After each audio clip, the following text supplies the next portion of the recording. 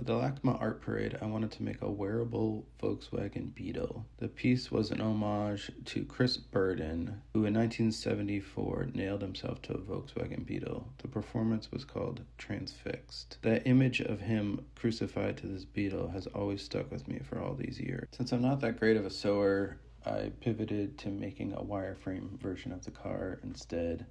So I just printed a front, a side, and a top view of the car attached to some MDF, and then just started bending these 1/4-inch rods to try to line up with the lines of the Volkswagen. The Volkswagen Beetle has such incredible lines that it's really kind of like drawing in space. The different wheel wells and the lines, really make an illustration.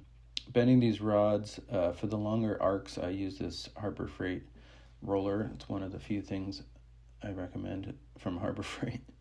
And then to do the tighter curves, I used just some chunks of pipe of different diameters. I did draw a grid in the bottom so that I could kind of try to match up both sides and make them as symmetrical as possible.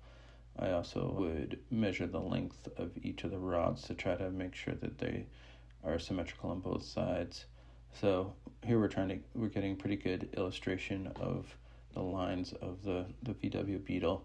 Here we had an idea to actually make the fabric translucent, so it would kind of have an eerie, ghost-like feeling.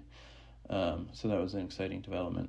It's always fun to pull the wireframe off the model, and now you get to zap the other side of all the weld connections and make them nice and strong, which goes pretty quick. Here we get to just use these little clippies to stretch the power mesh over it. You don't have to do any fancy patterning, which is great. Then you just kind of have to start stitching like a drunken sailor. It doesn't really require too much skill. It's just tedious. You just have to keep whip stitching around the metal rods. So just trying to do this as quickly as possible so it's not too fussy. I do really like this process. Of course, it would be great to get the complex shapes of the wheel wells. We weren't able to do that. So testing out the wheels, my first version wasn't very good. It kind of skates around too much, so decided to go with more of a hand truck design.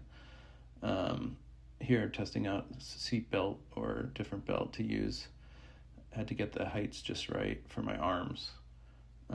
This red yarn I thought was kind of fun to simulate the nails. Had my favorite belt here, punched a few holes in it that I can just attach using zip ties. Seems to be functioning well. My wonderful partner helped me out with some of the sewing, which was nice. For the wheels, I decided to make my life a little easier and just cut them out of foam. Now I'm starting to actually have a lot of fun with this airbrush. I haven't used an airbrush for a long time, and it's so fun just to go at it. It's really nice to have a project like this that doesn't have to be perfect, where you can just actually enjoy yourself and kind of get reminded of why you started building things to begin with.